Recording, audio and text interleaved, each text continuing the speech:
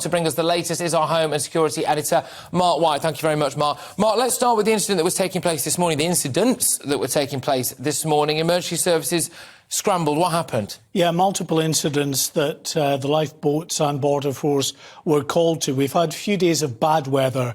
It's not been possible for the criminal gangs to get these flimsy inflatables offshore.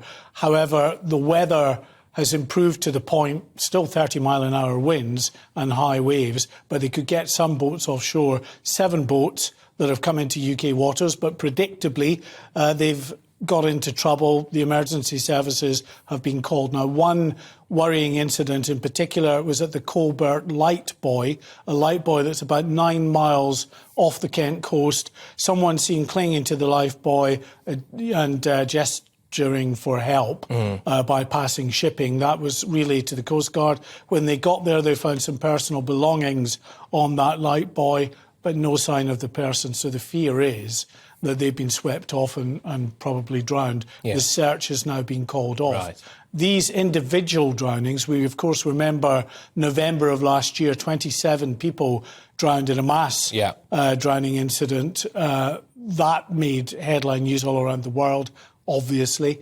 But on a regular basis, we get reports of people who are drowning out there in the Channel. They're falling overboard from these inflatable boats, or they're trying to come across in the likes of little kayaks, tipping over. You don't stand much chance once you're in the Channel, really, either, do you? Let's be honest. Some interesting figures coming out today or late last night. 38,000 arrivals so far this year, which I believe is a record, and potentially 1 to 2% of the entire male Albanian population is here.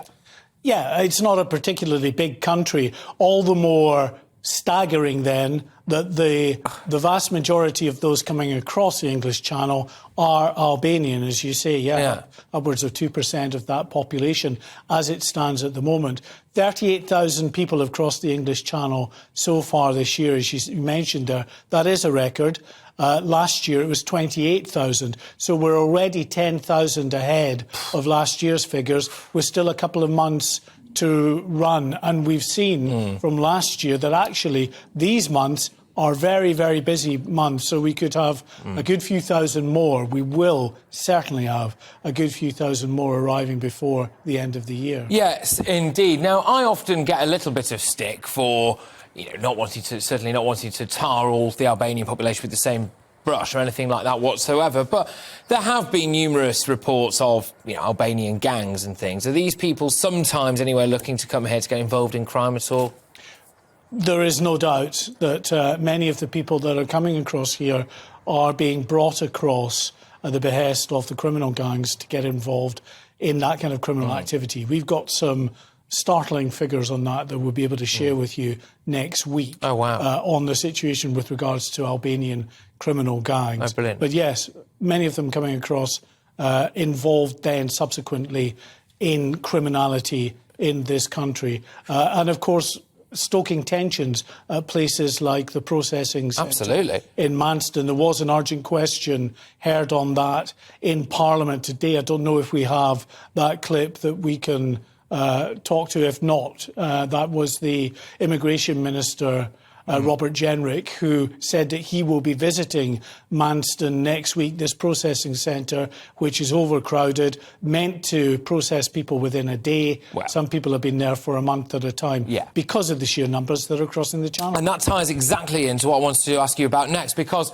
we are reporting regularly on things like migrant hotels, issues like you reported on live on this show yesterday about violence and disturbances, etc., at places like Manston at detention centres. But now, potentially, some kind of new scheme where people can be given money and contracts by the Home Office in order to house migrants. What's going on there? Well, this is the upshot of so many people coming across. They have to be housed somewhere. They can't be... Gary Lineker must be happy. Yeah, they can't be in hotels for such a long period of time. And we carried out some research a few months back which showed that 30,000 hotel rooms are being requisitioned by the Home Office for use every single day by every day by asylum seekers, 30,000 hotel rooms.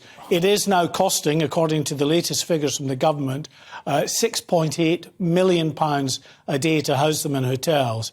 Now, what the government tried to do is ensure that the hotels are an interim measure, and then on a slightly more long-term basis, they go into council housing stock or social housing stock.